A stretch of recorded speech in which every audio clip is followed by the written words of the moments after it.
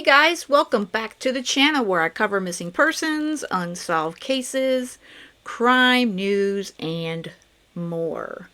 Sarah Boone was back in court on Wednesday, August 14th. I know I'm getting this out the next day. It was another long one, guys. I did do some editing as much as I could. I try to keep most of it in there. Again, always let me know if you guys prefer me to do more editing or what have you, and I also at least try to go into the information and give you guys kind of some timestamps as to when new things start. But with all that said and done, let's get right to it.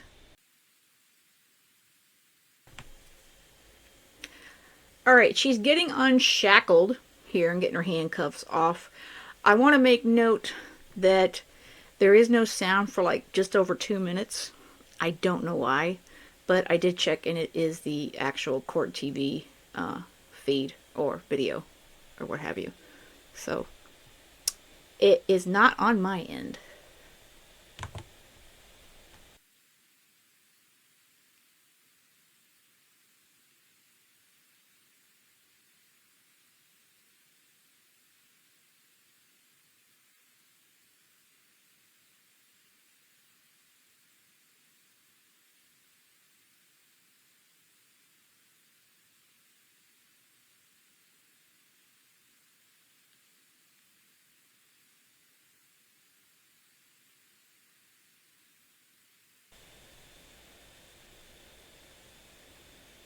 Now, they're just introducing themselves, obviously, and she's being sworn in, so there's not much happening here anyway.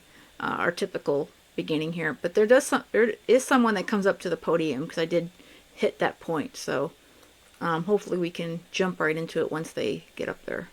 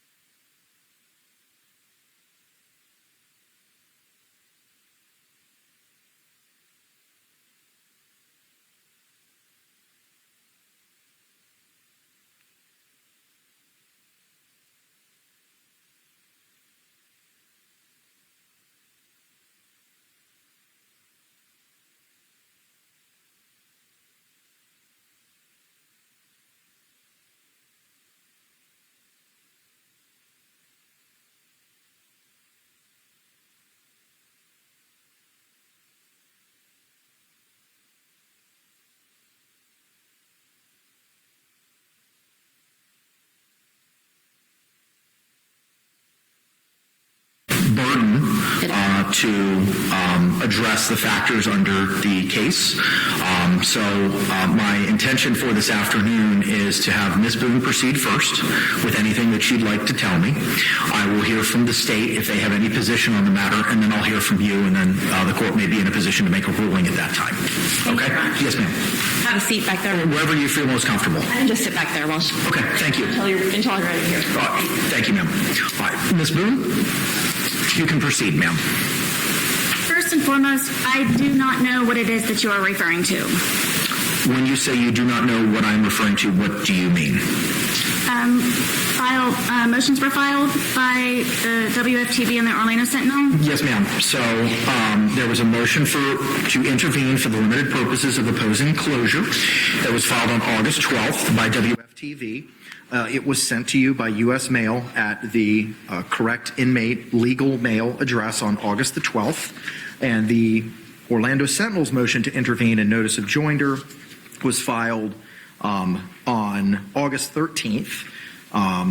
And it reflects, it said the certificate of service was August 13th, and it was sent to you at the same legal mail correspondence address at the Orange County Jail. Have you received either of those motions? I have not. Okay, I have copies. I have extra copies. Oh, perfect. All right. And I do apologize on the Sentinel one, but the e-portal was down for a little while, so while we attempted to file it yesterday, it actually got filed. That's why I was saying it. The certificate of service reflects the 13th, but the filing information is of this morning. All right, Ms. Fugate has, I am pronouncing your name correctly, am I not? Yes, you Thank you. Ms. Fugate has provided copies of those motions. So, Ms. Boone, if you'd like to take a look at those, feel free to take your time to review them. And then after you've reviewed them, I may have the opportunity to answer any questions you have about them if I can, and then we can proceed.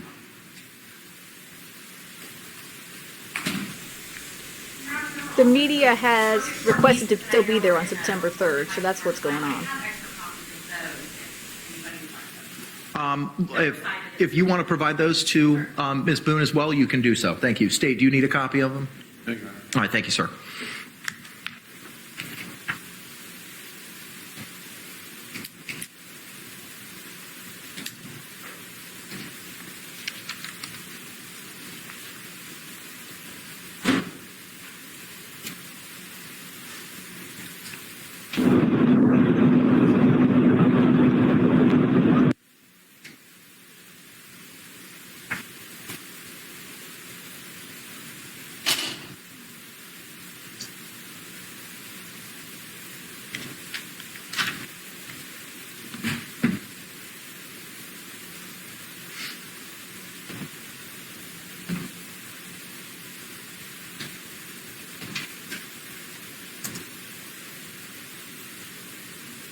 If I may say, Your Honor, Yes, ma'am. one of my topics of discussion, as you know, are the requests in regards to the laptop and internet being one of the most important. Would I have had access to that, I would have already had this and not had to sit here unprepared. I believe that is a major violation to my due process of me not having these in advance to prepare properly and to utilize the court's time and everyone else's here by me having to do this now. So I wanted to put that out to you that I am unprepared for this. I did not know that I had a statement to prepare, as everyone else did also prior to being here. Ma'am, you were provided the case law as you had requested at our last hearing. I'm sorry. You guys didn't hear me because I'm muted, but I just laughed out loud when she said, I'm unprepared. Oh, Sarah, I can't believe it. Internet is not exactly something you normally have while you are in jail. It was mailed to you. You asked for the case law that the court was making reference to. You specifically asked for it. That was provided to you. It was mailed to you. Case law? Yes, ma'am. What was the date that it was mailed? August 9. What was provided to you on August 9 was the additional copy of the pro se packet as provided by the Justice Administrative Commission. You were provided a hard copy of that in court, along with the case law that was referenced at the August 9 hearing that the court had said that it had reviewed in anticipation of the hearing that we were having this afternoon. I don't have that. The only thing that I was provided was the notice of provision of witness list from the state and then the JAC packet. Those were both provided to you in court. You are correct. The balance of the things that I'm speaking about were mailed to you at the legal mail address on August 9. Which I have yet to see. Okay?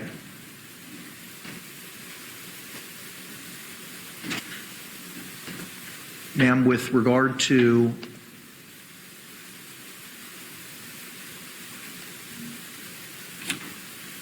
This is the first time I'm seeing each one of these documents. I understand that. They were filed August 12th, and unfortunately this morning, due to an issue with the e-portal, I wouldn't have internet access anyway to receive those. they were sent to you via U.S. mail as well. Yesterday? Yes.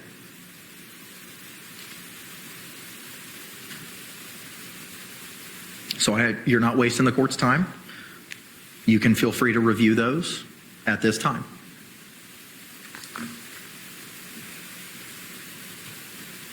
What are these? Is this the case law you're referring to? State versus Smith? I believe that those are the circuit court opinions that are referenced in WFTV's motion. Yes, sir. which cite to the Miami Herald versus Lewis decision, which is the controlling law on this matter. And the WFTV, their document was up on the portal at least a couple days ago. I think the Sentinel, like he stated, was delayed. But that one, I saw that one, I think, Monday on the docket. Well, on her records anyway. All of these are yours. And these are mine to take. Thank you.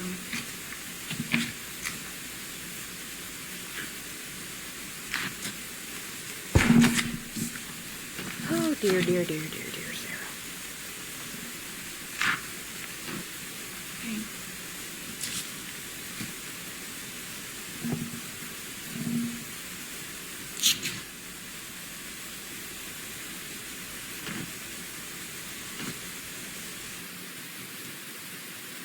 I'm ready whenever the court is. There's only so much that I can do just not receiving these. I don't have any opportunity to look up any case law of my own meantime, so. You can proceed, ma'am. What is it that you'd like to tell me about your concerns regarding the September 3rd evidence viewing that's been previously scheduled? My concerns is regarding my case and the whatever is left evidence that is not already on the internet or posted anywhere on social media. And I'm wondering what the reasons for the court other than sensationalism and exploitation. The purpose would be for them to watch me look at the remaining bit of my evidence that has not been globalized. Again, my main concern is it is for exploitation purposes, which has already been greatly applied to my case in many, many ways globally again. And I see on the motion to intervene for WFTVs, my question is, why is this an important criminal proceeding? I don't. And why do they need to have it monitored? She makes sure to express to the judge that this is a global case and she's feeling exploited. Well, I think you caused that yourself. And I don't know, Sarah. It's been dragging out, and that would probably be part of the draw at this point. Especially considering all the letters and things that you've written to the both Wooten and Kranick judges at this point. I don't understand the reasons why just for this one. I'm not asking for all of my other hearings to be closed. Simply, this is my one and only. It is my right to have some kind of privacy regarding my case. Nonetheless, it is an active case, and it's my understanding that some information is not able to be publicized due to privacy, and it's not their right to pry and exaggerate, which is the whole point of why they want to be included in this one and only most important hearing that I would say that I have on the horizon. The press doesn't have a right to press themselves into everything in regards to my active criminal case, and I feel that from this, one meeting should be closed to the press so I can rightfully, lawfully do what I need to do in order to properly, rightfully, and lawfully defend myself. At this point, I feel that there's nothing even suppressible in my case that is not already on the internet and have been spread all on the internet. I'm trying to salvage whatever it is that I can possibly to have a card to play at least one in the end during my trial. I do not feel that it is right lawfully to have them included in this hearing, this one hearing, and I am asking for their admittance to be closed. Okay. This is an active, ongoing investigation and case. actually, the investigation's been long over. We're just waiting for your trial, Sarah. And as the judge is probably going to tell you, they cited the case from Miami. So, let's see what Judge Kranick has to say to her when he responds. Anything else, ma'am? No, Your Honor. State, do you have any position on Ms. Boone's closure motion? No, Your Honor. All right. Ms. Fugate?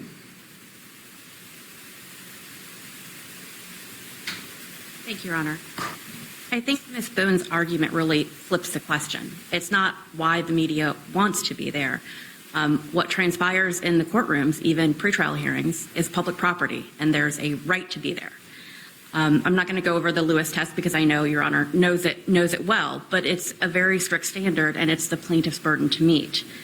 I haven't seen a case in Florida where a criminal case was closed on a defendant's privacy concerns. We're not talking about third-party privacy concerns or something that's not inherent in the proceeding. This is the evidence. And even with respect to the evidence and it being an active, still an active case, Florida law is clear that once discovery is provided to the defendant and accessible to the defendant, that becomes public record. That too becomes open to the public. So with respect to the first part of the analysis, I don't think the defendant has established that this hearing needs to be closed to protect her fair trial rights. Publicity isn't necessarily synonymous with prejudice. She has to show widespread, adverse, hostile publicity, and then specifically show why that publicity is going to be aggravated by access to the September 3rd hearing. The discovery in this case has been public. I'm not sure what specifically would be aggravated by access to the hearing. So I don't think she's met that first burden under Lewis. And importantly, the admissibility of evidence, Ms. Boone said she didn't think there was anything suppressible, but even if there was, courts often suppress evidence but still allow access to the hearings and the evidence themselves. That's fairly routine. That alone, just the potential admissibility, that alone is not a sufficient reason under Lewis to close a hearing.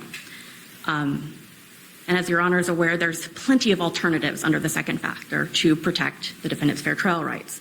You know, careful questioning and jury selection can protect against publicity. The courts of this circuit have had their fair share and are well familiar with high-profile cases, and they are well equipped to insulate and protect juries from even prejudicial publicity. And finally, any closure would have to be effective and broader than necessary. Again, I'm not sure why the hearing would need to be closed, but I think even Ms. Boone has indicated it would be ineffective with what's already out there. And that was a consideration under Lewis. If the information is out there, the discovery in this case has been public, there's no reason to close a hearing that's simply going to discuss things that have already been made public. I think heightened public attention only increases the need for transparency. Closure of judicial proceedings is a drastic remedy, and I don't believe the plaintiff has met her burden in this case, Your Honor. Okay. Unless you have any other questions. I do not. Thank you, Your Honor. All right. Any closing remarks from you, Ms. Boone? Yes, Your Honor. First, I'm only asking for this one hearing, which is a very important hearing. I believe that the press is simply in it for ratings and publicity. My evidence is active, and I'm trying to salvage the little bit of anything that I have pertaining to my evidence that is not available online, which would be in that hearing. And I also heard she was speaking in regards to once discovery has been received, that is therefore public record. I just received my discovery for the first time, and I'm still reviewing most, if not all of it. And I have not had the time to go through all of it, but I literally, on the record, just received my discovery to even have an opportunity to prepare to review any of that.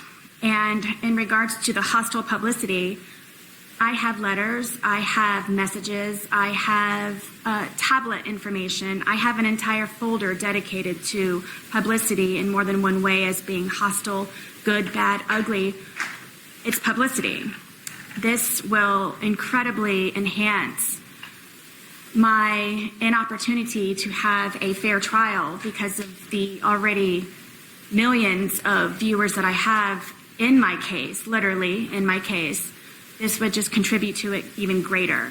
I'm not asking for all hearings to be closed. I've not had an opportunity to review my discovery, which I just received. I have an entire folder and more information and letters and evidence in regards to publicity, hostile, any type of emotion that you can come up with. I have received from Australia being the most recent. So I do not believe just because they would like to, again, in my opinion, for ratings and for publicity.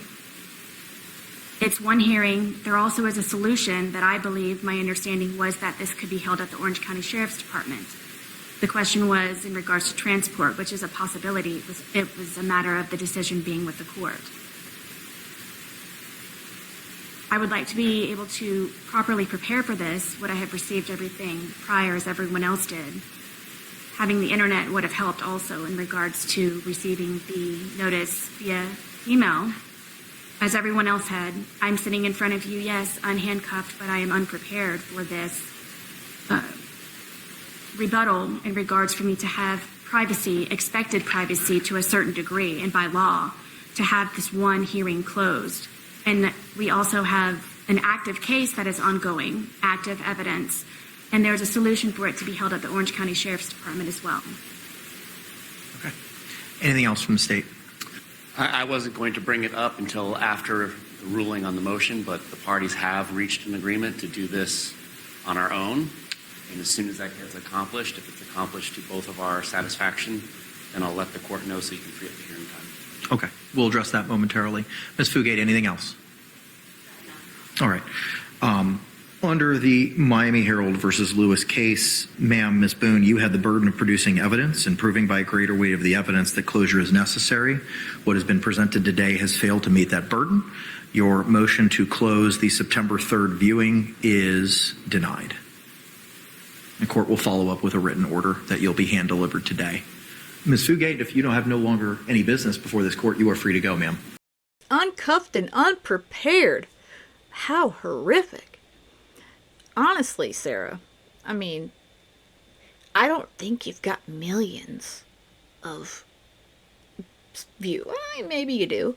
But the bottom line is, it is the freedom of information, and the media is allowed to cover it. Bottom line. So the judge told you your request to seal the media off is denied.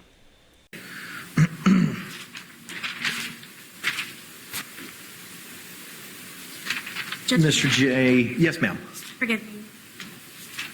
When you stated to the court that my motion was oral, was this during the last hearing that we had? You requested this both, ma'am, on August 5 and on August 9. What was it specifically that I requested? You had requested privacy with regard to the September 3rd hearing.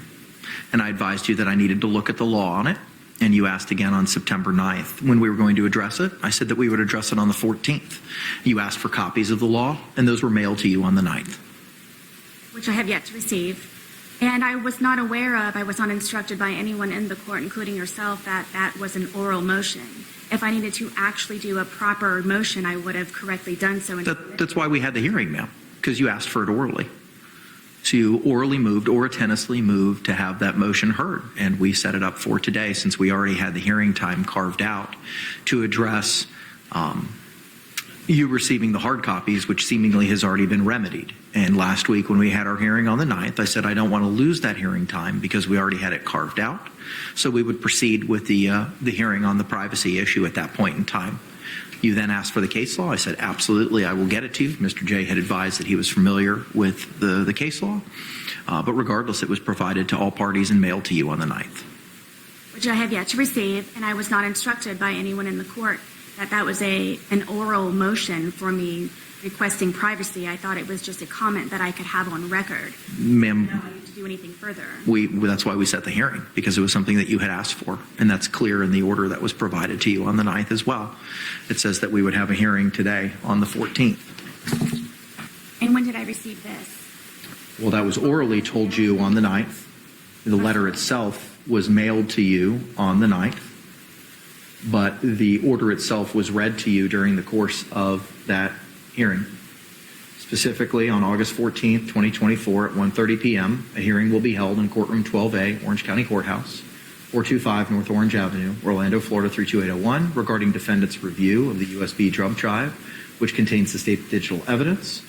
The defendant's August 7th letter to the court, delivered to the court on August 9, and the media's participation in the physical evidence viewing on September 3, 2024. The pertinent case law is attached. That was all addressed with you, ma'am, on August 9 here in open court.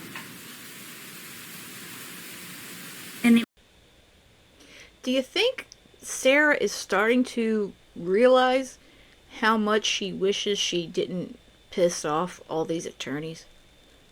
Do you think she wishes she would have kept Patricia Cashman? I think so. I do. The order I have yet to receive. But it was read to you, ma'am. It was read to you as to what we would be doing today, and that we would be addressing the issue regarding the media's participation. And that's when you asked for the case law. And I said, I will give it to you. Absolutely. And it was all mailed to you on the 9th.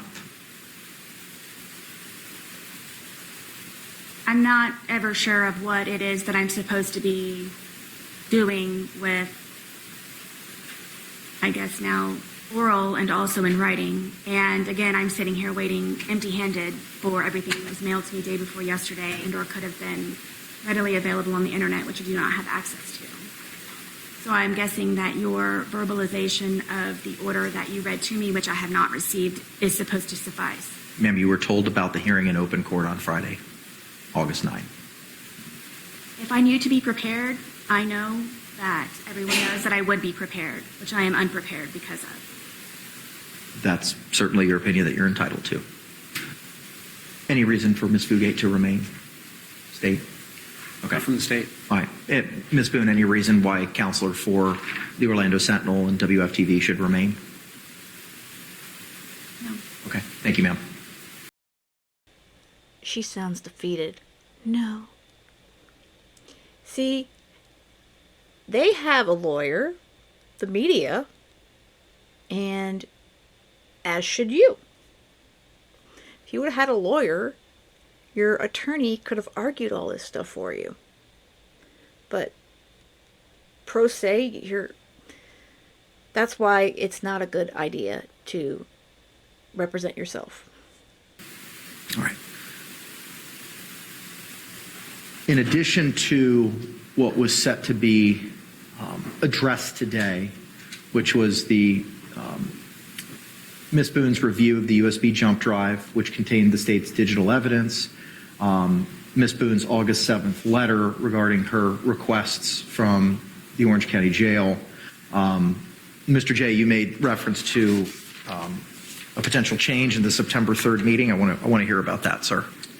I believe we have reached an alternative solution to an evidence view with the defendant, and as soon as that is accomplished to both parties' satisfaction, then I will notify the JA so that we can release your hearing time. Okay. I know it's valuable. Can you explain to me what the proposed plan is for the viewing? There will be a time and place where the evidence will be brought, the defendant will be brought, and she will be given as much opportunity to experience an evidence viewing like a defense attorney as possible. Her investigator will be there and allowed to take photographs and ask if he wants any particular bag of evidence opened so that it can be photographed, inspected, tested, copied as provided by 3220 in the criminal procedure rules. And then the evidence will be brought back to where it's stored, and then the defendant will be brought back to the Orange County Jail. Okay. Have you had a conversation with Ms. Boone prior to today regarding this proposal? Well, with Mr. Lane, who has indicated her position, which was that she agreed to that. Okay. All right. Ma'am, I don't want to go into specifics of what you've had with your investigator, but has he relayed to you what Mr. J just advised the court of? Yes, to a certain degree. It has not been fully explained because it is in the process of being spoken about between the two of them. So yes, I do know that that is a solution to my request. Okay, and did you understand what Mr. J advised the court of today regarding how that process for you viewing the physical evidence would be? If you could please do so again. Sure. If you could explain it again for Ms. Boone, Mr. J. When the defense attorney wants to do an evidence view, you typically go to where the evidence is stored, depending on the law enforcement agency. He or she can bring an investigator, and an investigator will take photographs if so requested. We typically don't let the defense attorney manipulate the evidence him or herself. The CSI, who would be present as well, which is a crime scene investigator from the law enforcement agency, would be the person to manipulate the evidence on the cutting paper. And then you would have the opportunity to review, test, inspect each piece of evidence. So, for instance, I'm not saying this is the evidence, but a piece of clothing, with the front, with the back, you have the CSI turn it inside out, those sorts of things. And then it can be documented by an investigator with whatever photography the investigator has. Between each piece of evidence, there's a new piece of cutting paper, butcher paper laid down so that there's no contamination for any DNA testing. And this is basically how the process goes on for physical evidence. If it gets opened, it'll get resealed by the CSI right there in front of all of us, and the CSI will reseal it with tape, re-put his or her initials over it with the new date, so everybody will be on the same page about why it was opened, when it was opened, so on and so forth. Thank you for that. If I may, is it closed or is it open to? No. People that are not involved with the case will not be there. And if I may, if you know, will my phone physically be there? If it is stored in physical evidence, then it can be brought over. We're not going to be turning it on. If it needs to be photographed or examined, it can be photographed and physically examined. But in order for it to be turned on, it would have to be done at a different location where there's something called a Faraday box or a room where electronic signals do not come in or out. Do I need to write a motion for that? For what? For your phone to be brought over and turned on?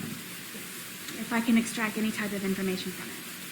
So, like we discussed in the last hearing, that would be up to you to hire a digital forensic examiner, and then we would make arrangements with that person so that he or she could image the phone in the same manner that it was imaged by law enforcement. Thank you, I'm grateful. Okay. All right. Then, ma'am, after having Mr. J explain that alternative solution to the evidence viewing, is that something that you would like to participate in? Absolutely. Okay. So then, is it the parties' agreement to no longer have the evidence viewing here in open court on September 3? That's the state's position, but again, been doing this long enough to know that you can never predict every possible hiccup. But I will defer to the court if you want to free up your hearing time now or wait until we're able to tell you that we're satisfied. Okay. Ms. Boone, are you in agreement with that alternative solution? At the Orange County Sheriff's Department? Wherever the viewing is going to take place. I don't know that a specific location was identified, but yes, where it's going to take place. I am. Okay. So then here's what we'll do. I will keep the hearing for now. The deadline to have that viewing as set forth in the August 5 scheduling order and notice of hearing will remain of September 3. If that evidence viewing takes place at a law enforcement agency based on the protocol as identified by Mr. J, I'll just need a notice that's provided, signed by Ms. Boone, signed by the state, signed by Investigator Lane, as to when it took place and how long the viewing was. And if that's provided to me, we'll then cancel the September 3rd hearing. Yes, sir. We'll do that, and we can even list physical items that were brought. Indeed. My only question about that is we had sealed at the last hearing the witness list and the exhibit list. I think all the property receipts and all those sorts of things are already in the public record. Okay. I think there's a vast difference between a list of evidence that's already in the public record versus having them look at it with television cameras. Okay, all right, fine. Ma'am, are you amenable to that additional procedure that after the evidence viewing takes place, you would sign a notice reflecting when and how long that evidence viewing was? Of course. Okay, and then once that's provided to the court, it can be filed, and then the court will cancel the September 3rd hearing. Yes, ma'am. And that is done by the state? The state will prepare it. Documents and bring them. Yes, ma'am. The state will prepare it. All you need to do is just review it and sign it. Thank you. Okay. Well, seems like she might have lucked out on that one. So if they don't have the evidentiary hearing in the courtroom on September 3rd, then that whole media situation may be solved for her. So, yeah, I guess the state's trying to be nice to Sarah Boone. Thank you, Mr. J, for providing an alternative solution. Ma'am, I wanted to go back and address your request for the freedom of movement motion that we addressed last week and your desire to use a stun cuff. I understand that a representative from the Public Defender's Office spoke to you about clothing and what they may be able to provide to you. Is there any preference with regard to clothing that you may have? As opposed to a skirt and pants? Correct. Yes, I very much would prefer to wear a skirt. Okay.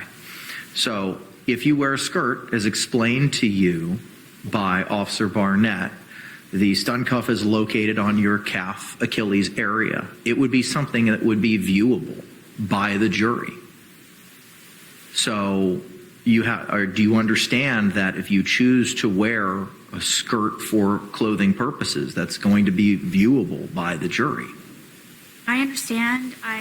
My belief by you asking was that maybe it could be moved to a higher place where it cannot be seen, or is it strictly to the one area?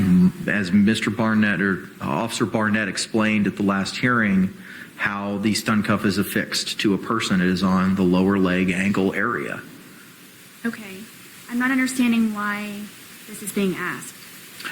Because I want to bring it to your attention that if you have a desire to wear clothing which would reveal the stun cuff, I want you to understand that it's something that the jury can and may be able to see. I understand. Is it a decision I need to make today? It's something that you need to consider. If you're wearing pants, they obviously cannot see it. If you're wearing a skirt, they can see it. And you're making a intelligent, knowing decision that they can see that and that you want to proceed with wearing a skirt. Your other option, if you do not like either of those, is the parties will remain, you'll be hands-free, as we discussed, but you'll have the leg restraints like you have today, and everyone will conduct everything from counsel's table. All direct examinations and cross-examinations, any questioning of any witnesses, any argument, any opening remarks or closing arguments or opening statements will be made from counsel's table. You can certainly stand, but we will not have the opportunity to walk around the courtroom. Now, I know that we talked about in our last hearing that we would have another hearing when we have our trial case management in September, addressing the box as to where everybody would go to. And last week on the 9th, I said that we would limit access from counsel's table to the podium, and we wouldn't be allowed to approach a witness or the jury, and those same restrictions would be placed on the state as well. Now, I'm not telling you what to do. I'm just giving you a series of options. Because if you want to wear a skirt, you have to understand that the jury can and will be able to see that device that's affixed to your leg. And by my hearings that we have spoken about the stun cuff, they are televised, correct? To the best of my knowledge, the media has participated in the majority, if not all, of the hearings that this court has had with you. Does the court broadcast live, or is it uploaded to the clerk of the court's website? What is broadcasted live? My hearings, in regards to all of them, basically, but recently the stun cuff. Is there anyone that would know that I'm already wearing it if they could see it or not? I can't speak to what everybody else knows. So if I may, please, my options are pants hiding the stun cuff, or a skirt with it being visible, or I am able to sit here at the council's table with leg chains on, and no one is able to move except for here at the council's tables. You certainly have the opportunity to stand, but we wouldn't be able to move around the courtroom, and those same restrictions would be placed upon the state. Yes, Sarah, we know all about all of your hearings. Court TV, as you can see, WFTV, we all have been paying attention. So we're quite aware that you are opting for the stun cuff at this point. I just wanted to confirm that those were my options. Correct. And when do I need to make that decision? You don't have to make that decision today. It's something that we can address at the trial case management in September. Review of the digital discovery. Ma'am, Mr. Lane was provided at our last hearing on the 9th the hard copies of the discovery, the USB jump drive, which contained the state's digital evidence, and digital transcripts of the depositions of Detectives Chelsea Kopsel and Scott Lowen.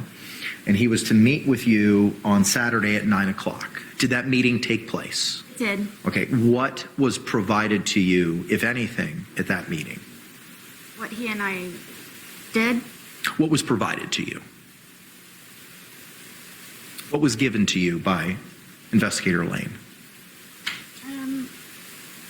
The digital evidence we went over, and we're still reviewing the discovery, but I don't recall anything physically being handed to me. Okay, all right. And when you say that you went over the digital evidence, are you referring to the USB drive with the 9 items that were identified in the state's exhibit list? Yes, I do have that. We have not concluded going through that. We have other meetings tentatively scheduled, which we will be concluding that also in order to meet the deadline for the objections of the 23rd of August. Okay. How many of those 9 items were you able to review with Mr. Lane on Saturday? Not more than one. Okay. Were you able to access all of the 9 items on that USB drive? For the brief moment that he and I were able to attempt to do so, yes, they seemed to work. Okay. You did not have any issues opening up any of those files? I personally myself did not open all of them. Okay. All right. Okay. It's on our to-do list. Ma'am, Mr. Lane also took possession of the hard copies. Have those been provided to you? They have. They were waiting at the dorm for me upon my return of the last hearing. Okay. And where are they currently? They're located at my bunk area. Okay. And what are they stored, or how are they stored? The hard copies you're referring to? Yes, ma'am. The 2 boxes are at my bunk on the side in between other bunks. Okay. All right. Are they in some type of bag, or is it just the 2 boxes that are right there? It's just the 2 boxes. Okay. All right. Do you understand that you've told me that you live in the female dormitory with limited privacy? You understand by keeping those boxes there may be a risk as to other persons looking at them. I don't have any other choice. Okay, but do you understand that that risk exists? Of course. Okay. Do you understand that there's a risk that those items could disappear? I understand. Okay. All right. Do you understand that it's your request and choice to keep those documents in your possession? I do, and I'm also requesting in my letter to the captain and to the major to also be able to store all of the USB drives and the hard drive in my locked drawer also for an extra security measure. Okay. All right. I see that we'd have Investigator Lane here. Sir, if you can come out. Madam Clerk's going to go ahead and swear you in.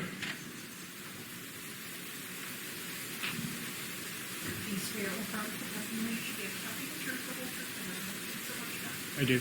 Sir, good afternoon. Could you state your name for the record and your affiliation with Prison Break Investigations? Billy Lane, owner and chief investigator of Prison Break Investigations. All right. Thank you, sir. I did see that your notice that you provided regarding the distribution or providing the discovery. You provided the hard copies and the USB with the digital and the USB with the depositions of the 2 detectives. That's correct. Okay, all right, sir. And when you met with Ms. Boone on Saturday, again, I don't want to go into any specifics, but were there any issues accessing any of those USB drives or any of the files? Not at the progression in which we made through the files. Okay. If there is, I will be happy to let you know. All right, very good. But as of right now, there's been no issues as to access from what you've reviewed. Okay, all right. State, do you have any questions for Mr. Lane? No, Your Honor. All right, ma'am, do you have any additional questions for Mr. Lane? In regards to the drives? Correct, based on what was teed up for hearing today, which was addressing your review of the USB jump drive, which contains the state's digital evidence. Mr. Lane, are you able to briefly meet with me downstairs after this concludes? I'm not sure if that's permissible with the policies and procedures. If not, I'm going to try and schedule a meeting with you on Saturday. Okay. Any other questions for him, ma'am? No, Your Honor. All right, can he be released? Yes. All right, State. Yes, Your Honor. All right, thank you, sir. Appreciate you.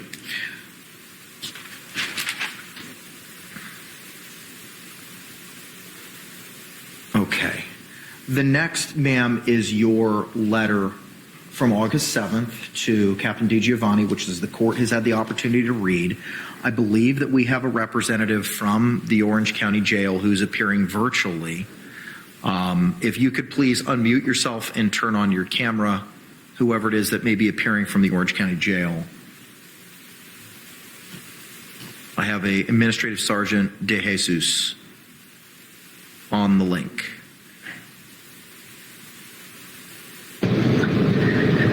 Good afternoon, Judge. This is Captain Gina DiGiovanni with Orange County Corrections. I'm the captain of the Female Detention Center. And yes, I have Administrative Sergeant Stephanie De Jesus with me. All right, very good. I also want to make it clear that I have Orange County Corrections Department Legal Counsel Scott Chevenel on the phone with me. Okay, very good. If all of you can, if the Captain DiGiovanni and Sergeant De Jesus, if you could please, I only see you, Captain. If Sergeant De Jesus can come into frame, we'll have Madam Clerk swear you in. If you both can raise your right hands.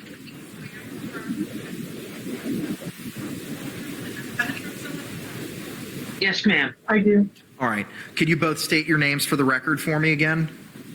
Administrative Sergeant Stephanie De Jesus. Captain Gina DiGiovanni, Security Operations, Female Detention Center, Phoenix Facility, Genesis Facility. And can I get appearances for legal counsel for the Department of Corrections, please? Scott Chevenel, County Attorney's Office, representing the Department of Corrections. Okay. All right. Very good. Captain, have you had the opportunity to review Ms. Boone's August 7th letter regarding some of the requests that she has in this case? Yes, and if it's okay with you, Judge, I'd like to address each request one by one. Do you have a copy of the letter? I do, and we can proceed with the 7 different items that she has requested. So if you Actually, so with number 1, the request to have her review time extended, I can make the extension in the following fashion. We'd still have to collect the laptop at 4 p.m. This gives the staff and supervisors the ability to conduct the afternoon head count, conduct the meal dinner service, conduct the shift change, and then the evening head count. I am willing to allow her Sunday through Thursday to get the laptop and the USB drives from 8 p.m. to 10 p.m. and Friday night and Saturday night from 8 p.m. to 11 p.m. That is more than the requested time that she has asked for additional viewing. Ma'am, do you understand the extension that's being provided by the Orange County Jail regarding laptop that on Sundays through Thursdays, additional time from 8 p.m. to 10 p.m., and Fridays and Saturdays, 8 p.m. to 11 p.m.? Correct, with them collecting it at the normal 4 p.m. time. Correct. Yes, All right. Do you have any questions regarding that extension? I do not. Okay. Is that acceptable? Very much. All right. Moving to the next issue, Captain, the USB drive security. Number 2, USB drives. It's a matter of security. The metal tips, the drive itself can be fashioned into something other than what it's originally intended for. These items are secured in a secure control room and inventoried by our supervisors on every single shift. They're also inventoried and acknowledged being in good working order and repair by my DSTs, the escorting officer, and my supervisors. So there's, at this point, unless directed by legal counsel or consultation with legal counsel, I believe that these drives are secure and managed. This, by the way, is the same way it's managed by other facility captains, that you get a viewing period and then everything gets secured and inventoried. Ma'am, do you have any questions with regard to the USB drive request in your letter and the position of corrections regarding it being a matter of security and how the USB drives are secured, controlled, inventoried, and confirmed to be in good working order? I understand the process. My only concern is if I'm able to have my hard copy of 2 full boxes of my discovery, I'm not sure why, other than the fact that the assumption could be made that it could be made into something other than a USB drive. And I'm trying to avoid any further leaks of information that could possibly be suppressed or utilized in my case. So I didn't know if I could have my hard copies. I'm unclear, other than those reasons why I cannot have those as well. To the extent you're able to answer that question, Captain. And I would just chip in that, obviously there's safety issues and you can definitely distinguish between, paper copies and anything made out of metal, which is what the captain just testified to. That's the problem, it sounds like to me, is anything that could be a safety hazard is an issue for us. So, ma'am, do you have any other questions regarding the Corrections Department position with regard to the USB drives? What was the outcome? It sounds like unless I've missed something, it sounds like the Orange County Jail is going to continue with their protocol of storing, inventorying, and keeping the USB drives in accordance with the procedure as provided to you and read to you in open court. And that's due to metal? That's due to the reasons that were already identified. The matter of security regarding the drive being fashioned in a way that may affect security, and it continues to ensure that those drives are secured, controlled, inventoried, and in good working order. Do you have any questions? Could you please provide the last name of Scott, the legal counselor, please? I'll spell that, Judge. Shevenell.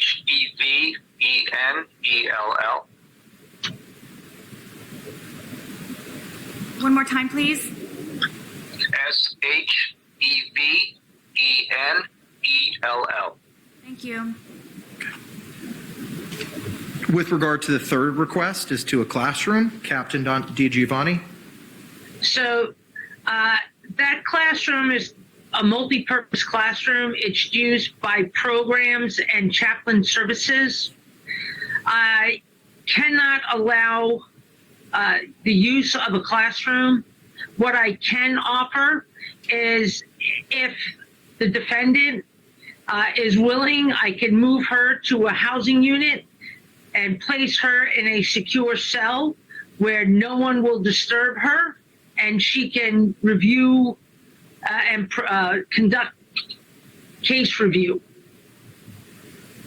She will still have access to a shower. She will still have access to open day room time. She will still have access to phones, but the review and her location will be in a secured housing location where she would be the only person in the cell.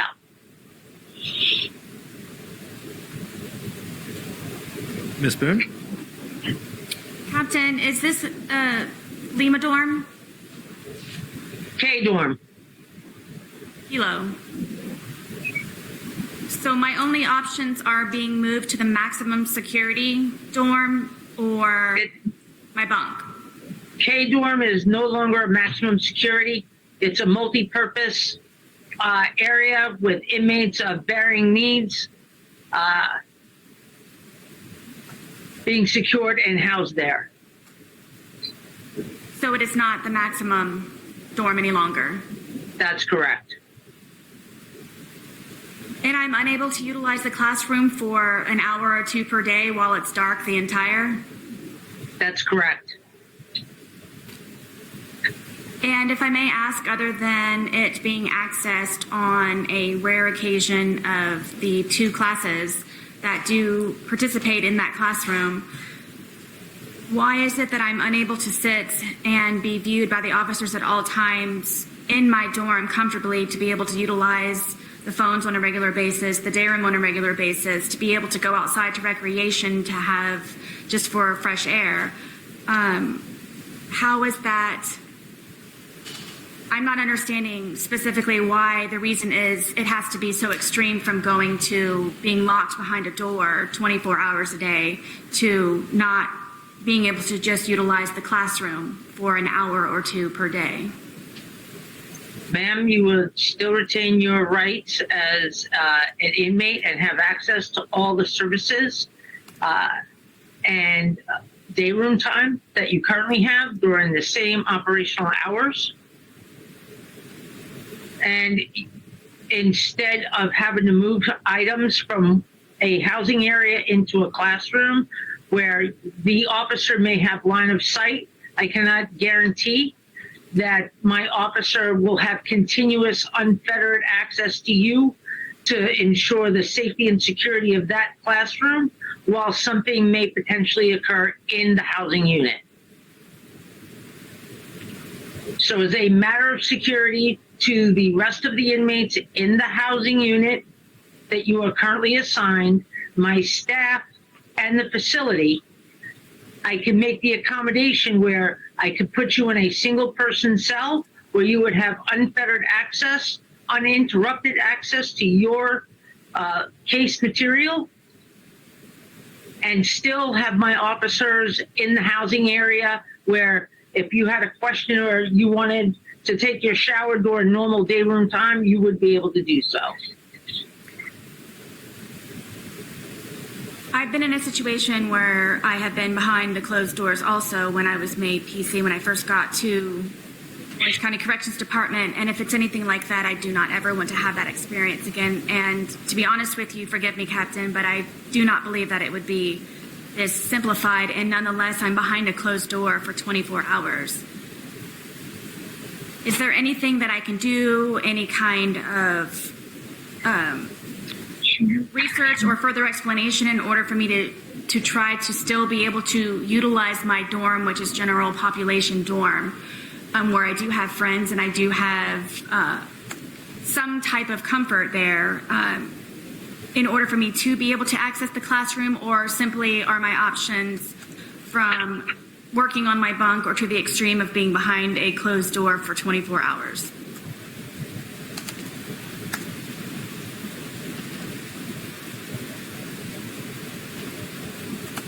Captain? Judge, I'm going to object to that question. The call is for her to speculate at this point as to what all the other alternatives may be. She's simply here to, responding as to this particular request, and now she's asking her this kind of this broad, general question about alternatives.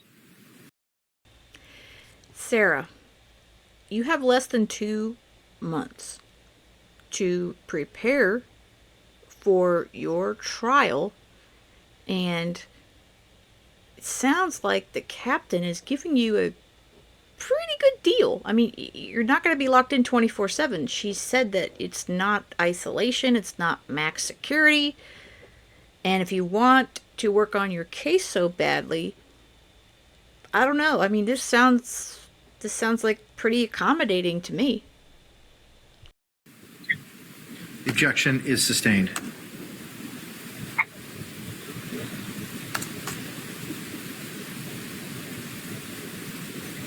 In regards to number 4, earphones or headphones, I would need to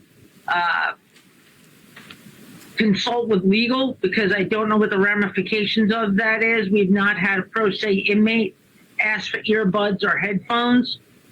I would have to defer to legal counsel and my chain of command for guidance in that request. With regards to number 5, internet access. Again, we've not had a pro se inmate, or at least not one that I've been responsible for, request internet access without limits. So again, I need to refer to legal counsel with legal counsel and my chain of command to get guidance on that. Regarding number 6, a word program, we've not had a pro se inmate, again, myself, that requested access to a word program. I would need to consult counsel, legal counsel, and my chain of command for guidance before we can make a response. Number 7, telephone access. In her statement here, as you are aware, my dorm contains payphones only and are limited to only 15 minutes per call, which are collect. I need to be able to communicate on a regular, normal phone to make all necessary calls. Hold on, I'm turning the page. For my case to use in trial. I have no other way to contact anyone that is not collect, which incredibly, I believe that's diminishes. I don't know what the other word is here. If not all of my opportunities to properly prepare. The phone system that we currently have in the jail for the inmates to access is as is. I don't have the ability to make any modifications.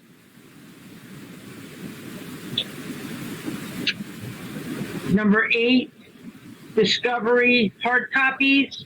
It seems that Ms. Boone already has access to her hard copies. The concern I have to do now is do some research with legal and my chain of command, because that quantity of paper can potentially become a fire hazard.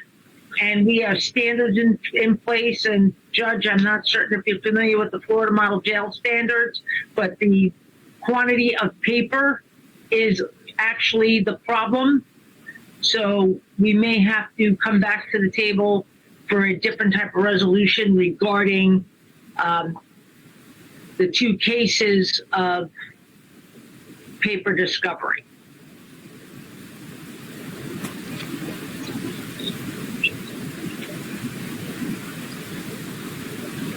All right. Ma'am, do you have any questions regarding Captain Giovanni's and the Orange County Jail's position with regard to the earphones, headphones, internet usage, word processor, telephone, and the concern regarding the hard copies and it being a fire hazard? I do, and I was also including number 3, the classroom utilization.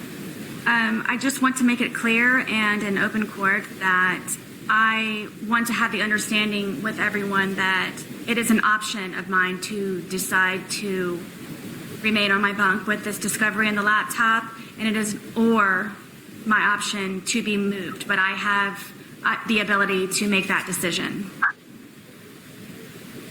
Judge, I have no objection to that. I am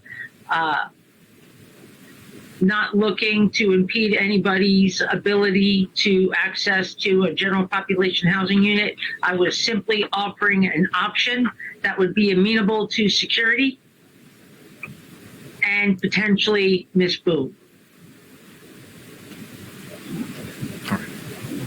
Okay. Am I able to proceed? You can. Thank you. So for my understanding right now, you need to speak to your legal counselor in regards to the headphones, the internet, the Word program, and the discovery hard copies, which I already have. Is that correct? And telephone access. Oh, You want unfettered telephone access, if I read your letter correctly. reasonably, I would like to have access to a regular phone. It could be 1, maybe 2 times a week where I save all of my calls for a particular day. I'm always up for solutions, just whatever it is that I can do in order to progress properly and expeditiously. I'm trying to do so by having this where I am confused why this was not all solidified prior to the implementation of the laptop. So I'm waiting for whatever it is that I can do to fully access and become a pro se defendant and inmate. Do you know when, how long the deadline might be for the open-ended items that I would be waiting for? Judge, this is Scott Shepard. I'll chip in with the legal piece. The legal piece of it is simply that she's a pro se inmate. She's not the first pro se inmate that the jail has had. We've had several. And the issue is whether or not there's any constitutional or statutory violation with what we provide pro se inmates. And I would argue that there's not. She has access to the court as required by the law. Everything she wants is over and above what our typical stance is for pro se inmates, and all those policies are in place for a reason. But somehow she wants to go beyond that, and she wants all this extra consideration, more than anybody has ever been given, frankly. And at the end of the day, again, it's a constitutional question. Is it a violation of her constitutional rights, the restrictions we have in place? And I would tell you it's not.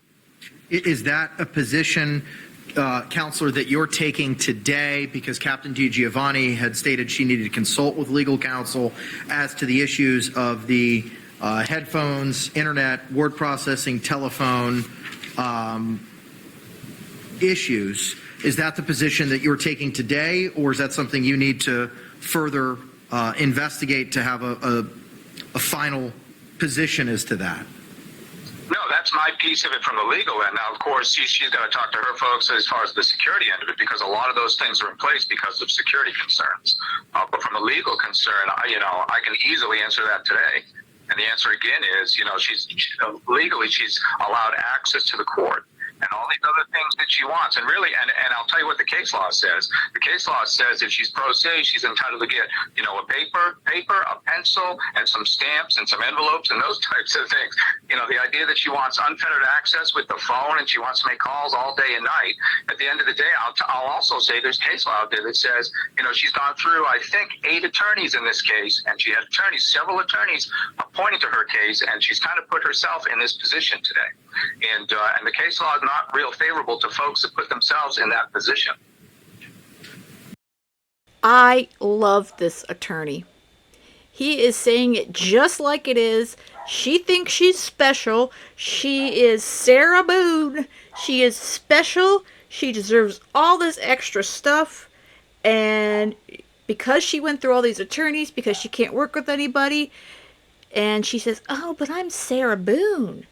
Don't forget my name. That's my name, Sarah Boone." Come on, Sarah. This guy is not going to be your BFF for sure. Ma'am, do you have any other argument with regard to these requests as to the headphones, internet, word processor, or telephone? So my understanding is that I'm being penalized by Orange County Corrections Department because of their misunderstanding in regards to my, in quotes, 8 attorneys prior. Is that why I'm unable to have anything in order for myself to properly represent myself as a pro se defendant and inmate of the Orange County Corrections Department? I'm not going to answer that Not question. being penalized, just the opposite. She's being treated like every other pro se inmate in the institution. She's not being penalized at all. She wants consideration over and above what everybody else has. If I may please, what is over and above? What other pro se inmates, what is it that they've asked for? I don't see how they could successfully even represent themselves without internet and a regular working phone. And I'm pretty sure that they were not able to complete their case and the successful outcome that they were hoping for by being provided simply papers and pens.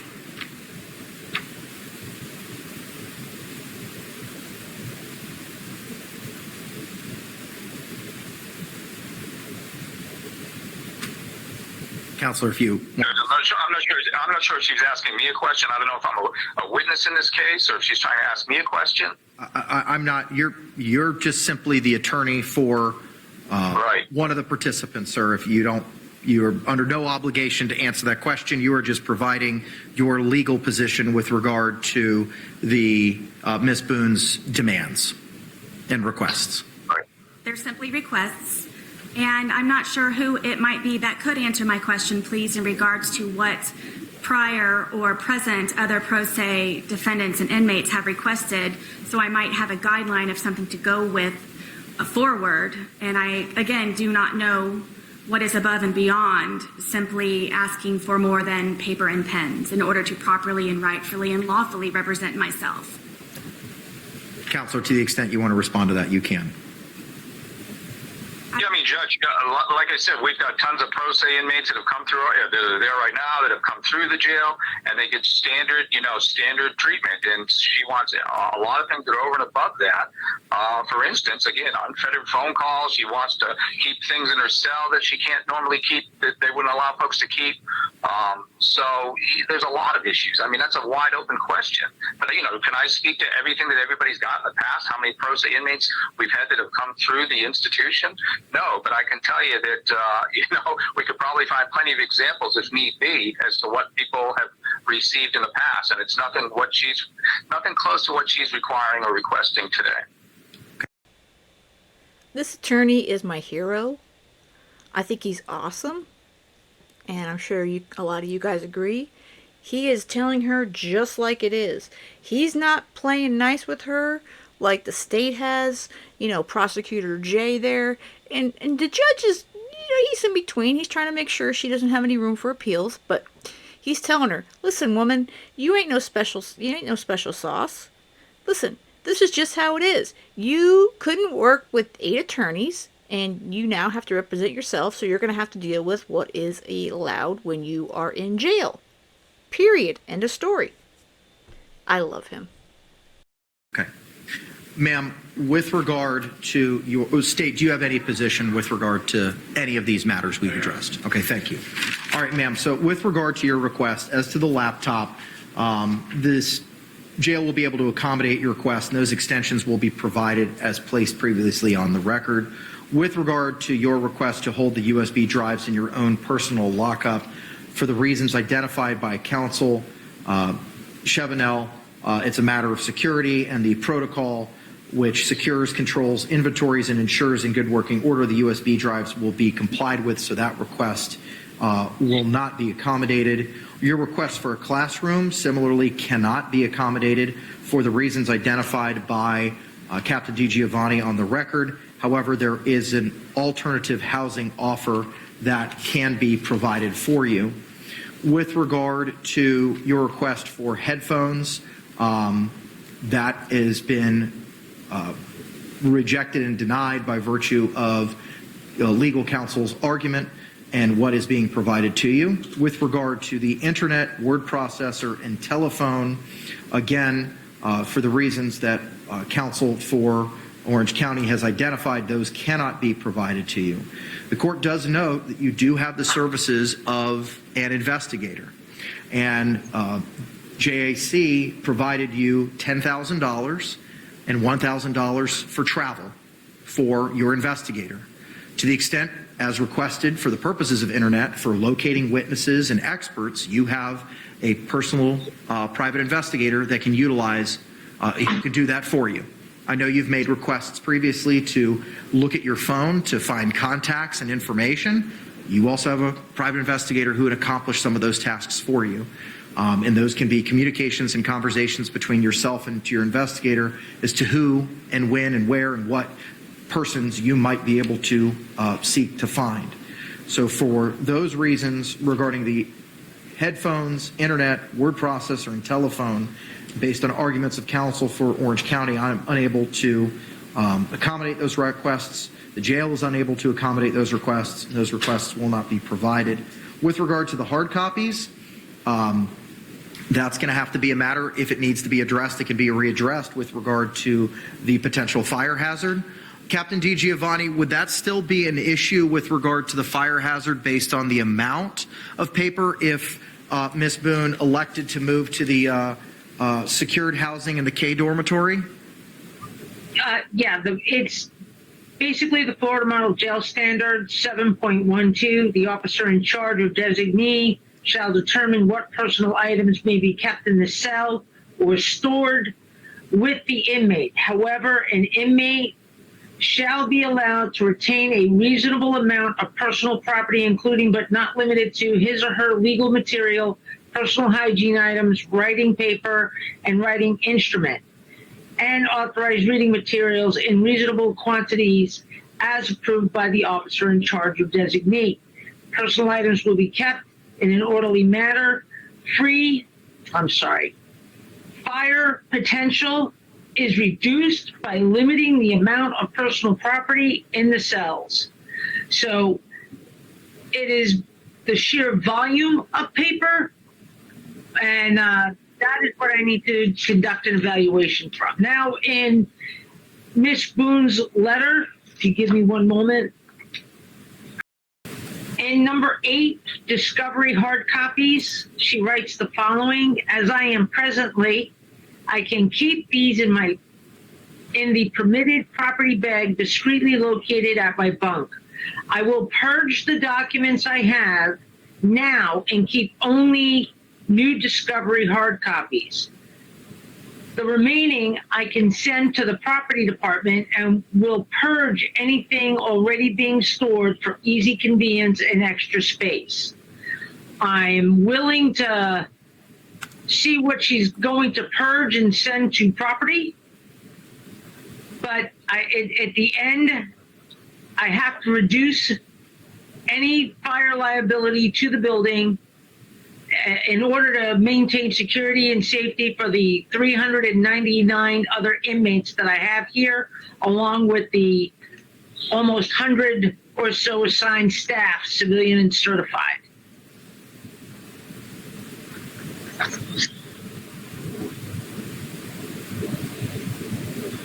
I will also say that pro se inmates in the past have been afforded a second fire retardant property bag, and I'm willing to issue a second fire retardant property bag to accommodate the excess, but anything over and above that, we may have to find an accommodation.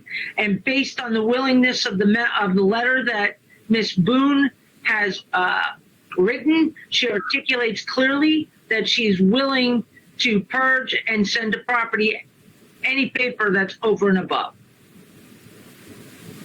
Do you have any questions?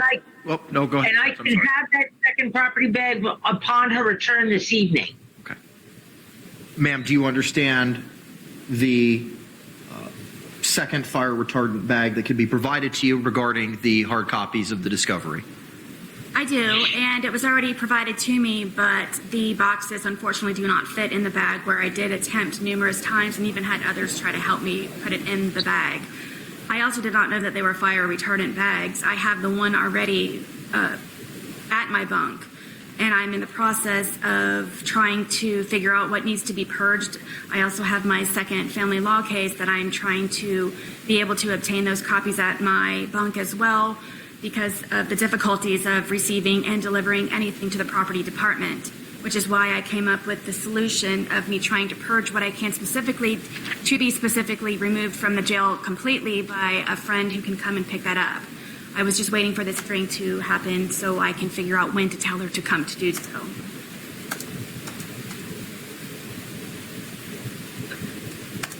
So is that accommodation acceptable? It is. I returned the second fire retardant bag, property bag, because I didn't want to have anything extra on top of my extra already. And it is not able to be used for anything that I can put in there where I already have everything in the boxes in the one bag already being occupied. Are you satisfied then with regard to the treatment, for lack of a better word, of the hard copies? What do you mean by that? Sure. Are you, the procedure for having them stored and where they're kept is identified today, is that acceptable to you? Meaning I can have them where I have them now? That's my understanding. Judge, may I say something here? Sure. Okay, and thank you for allowing me the interruption. The cardboard boxes are not authorized by the fire marshal. The fire retardant bags are. So the documents are going to have to come out of the cardboard box and into the fire retardant bags. Ms. Boone? I would have to figure that out for the voluminous amount of paperwork that are contained in those two boxes. And there is no way to organize or separate. So it would just be a large mass amount of papers. So if I may, in the meantime, try to come up with some type of organizational structure of those two fire retardant bags with my hard copy discovery enclosed in those. If I could please do so. Mr. Chevenel, Captain Giovanni, is there any way we can give her an additional bag or so and she can switch it in and out of property or whatever it may be? Can we provide her an additional bag that may help her to separate her documents? I could provide the third fire retardant bag, but it's the encroachment into another inmate's area. It's a limited space. But the cardboard box can't remain. And Judge, if you recall my request, I had asked for all of this to be placed on a USB drive so that we would not have the paper in the jail for this very reason. And I understand that. And Ms. Boone has continued to request the paper copies. And that's why everything was digitized, so that she would have that access to it. Everything has been digitized. But she has continued to request for those, and we're trying to make that accommodation for her as well. Yes. Scott, if everything's digitized, why do we have to get the paper?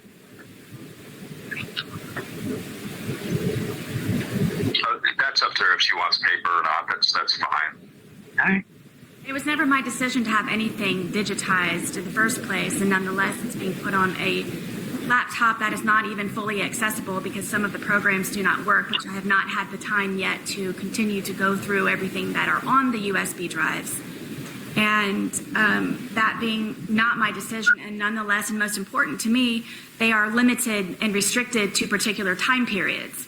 When those laptop times are closed for the day, I can therefore pick up the hard copy discovery, be it in a fire retardant bag or in a cardboard box or whatever else it is that I'm able to keep them there at my bunk. I have that as Plan B when Plan A is closed. Judge, if I might be able to offer a resolution here. Okay. What do we got?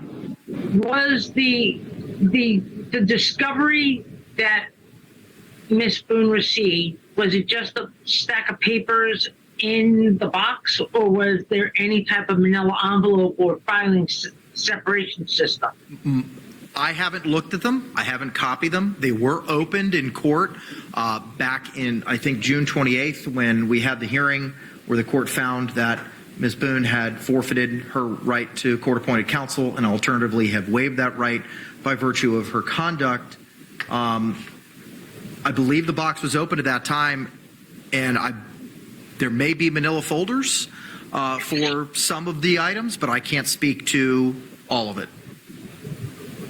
I haven't reviewed it. I'm not able to review it.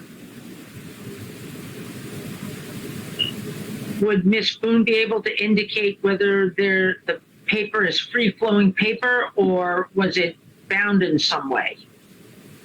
Ms. Cashman had represented that all staples had been removed and all paper clips had been removed. Ms. Boone? It is a mass amount of paper. Are there dividers? Are there manila folders? There, I believe, are 2 manila envelopes that have contents inside. And everything else is just free paper? As far as my understanding is, yes. I've not been able to fully dive into the boxes quite yet because of waiting for information for this. But I can further explore once I return back to the dorm. I can provide some manila folders without any type of clasp or string in order to get the cardboard boxes out of the building. I understand. Going to authorize the second fire retardant bag. We're going to offer some manila envelopes without a metal clasp or string so that she could get everything into the fire retardant bags. And then we're going to remove the cardboard boxes, which are what becomes is the fire risk, because it is not authorized or recognized as a fire retardant item based on the fire marshal. The only thing that they consider fire retardant is the bag, and again, I will provide that. And then anything in excess she could send to the property room. Well, and then upon her need for it, she could write a request to the property room, and the property room will bring it over. But she'll have to swap it out. Ma'am, is that acceptable to you? And is there anything else we need to address with regard to the hard copies? Not in regards to the hard copies, no. Okay, all right. Is there anything else, ma'am, that we need to address today, Ms. Boone? Yes, please, if I may conclude with the remaining amount of questions that I have in regards to my requests. Sure. Is it Mr. Chevamel? Yes. Could you please provide me with the protocol or policy that you will have a guideline for me to follow, please, in regards to what previous pro se inmates may have had access to and be able to utilize? Do you have anything in writing as a hard copy? We'll have to check on that. Are you making a public records request? I'm sorry? Are you making a public records request? I'm unclear of your question. I was just asking if Orange County Corrections Department had any type of guideline that you are accusing me of going above and beyond, other than the pen and paper. So I didn't know if you had a policy or process in, if you have a pro se packet, like JAC has a pro se packet. Does Orange County provide something like that? You'd have to ask the jail that question. I don't know. I advise from a legal standpoint, and I can certainly tell the jail what the legal standard is. I'm not going to advise you as to what the law is, but I'll certainly advise the jail as to what the legal standard is. Yes, please. Captain, I would be responding to you in regards to that or following up with you, or Sergeant DeJesus. Ma'am, we don't have any access to that. I don't know anything about what other inmates that are currently pro se get other than that laptop and the information transferred to a USB drive. Yes, ma'am. Thank you. And Mr. Chevamel, you repeated that I have access to the court. Could you please define to me what your access to the court is for me? Yeah, I'm going to object. I'm not a witness in this case. I'm really counsel for the jail, so it's really not appropriate to ask me questions. I know I've entertained a few, but I'm really not required to answer any. Ma'am, he's not in a position to answer those questions. Could you please answer who might be able to? Because I am in desperate need to view the case docket, which requires internet, and I am still waiting for any documents that you have mailed to me. I am unprepared, it seems, every single time now sitting here at the counselor's table with not the same information and opportunity and advantage as everyone else in the courtroom because I am waiting for the mail. So I didn't know if anyone had any other suggestion of how I might be able to receive those more expeditiously and in a timely fashion so I can be prepared in order to properly defend myself in apparently more than one way for every time that I'm here in the courtroom and something new is presented to me as a surprise. So I'm just trying to avoid those. Items will continue to be mailed to you at the appropriate address as required by the rules of judicial administration and general practice. So if I may please clarify, my understanding is the only way that I can receive anything is through United States Postal Service. I'm not going to answer that question because that would be me potentially providing you legal advice. But what I can tell you is that items will still continue to be mailed to you as required by those rules. If I may please just make sure that everyone is aware that I cannot be properly prepared, as you can see now and prior. I just want to make sure that everyone is aware and understands that. Ma'am, for the reasons that we've discussed previously, I understand that. You're entitled to that opinion as to your pro se representation of yourself. Anything else that we need to address today? Ma'am? Yes, I have a motion that I would like to submit, please. Okay. Is there anything else that the jail needs to participate in with regard to this hearing? Captain, would I be following up with you, or who would I be speaking to when I return to the dorm? In regards to what? I'm wondering in regards to the guideline and when and how the discovery hard copies, will the property bags be waiting for me when I return? I will take care of that with my supervisors that are on shift. Yes. We will need the cardboard box so that we can dispose of that properly. Yes, ma'am. Thank you very much for your time. And Sergeant DeJesus and Mr. Shabamel. Okay, are they free to leave? Yes, thank you. State? All right. Thank you all very much. Ma'am, you made reference to another motion or something else that you had. Yes, I have a motion. Okay, if you can hand it to the deputy behind you. Deputy, can you hand it to the state? State, you can take a look at it, and then I will.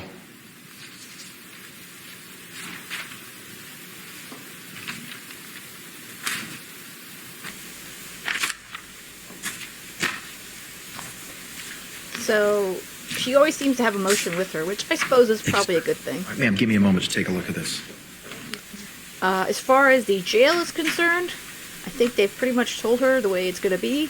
But as we know, Sarah Boone doesn't like to follow the rules. And I'm sure she's going to still try to push the limits. Court has been provided a motion for payment of costs and appointing a neuropsychologist to assist the defendant in preparation of the defense. State, I don't think we can have a hearing on this without JICS. State takes no position. We don't have anything to do with this. Okay. Ma'am, I can't have a hearing on this today. Mm-hmm. I will have to coordinate a hearing with regard with JICS to have this heard because this is something that involves them. Correct. And they haven't even had the opportunity to review it yet. And they are copied on that as well. I do see that, but you're hand filing it with me right now. Right, thank you. So the court will file this in the court file, and we'll coordinate a hearing as soon as practical with regard to this motion, and it'll be heard before the end of this week. Anything else, ma'am? Just to confirm, please, for the next deadline for my responsibility to meet would be the August 23rd for the objections to the state's USB drive that they provided. As identified in the court's order, that is the deadline. The only other deadline, ma'am, is the September 3rd deadline for the viewing of the state's physical evidence, which sounds like that's something that may take place prior to that deadline. As you may recall, you will have 14 days after that evidence viewing to tender any of your objections in writing to the court, 14 days thereafter, and that will be extended for good cause shown. Anything else, State? Not from the state. Ma'am, anything else? No, Your Honor. All right. we'll return Ms. Boone back to the custody of the Orange County Jail, and we'll coordinate the hearing appropriately. Thank you all very much. So I guess Sarah doesn't really think the United States Postal Service is very reliable for her mail. Again, a lot going on in this particular hearing. She wants to wear a skirt potentially, but then she didn't like that they were going to have to, then that stun cuff, which would be in her ankle, that would be seen. And I have no understanding of how else she thinks where they were going to put it.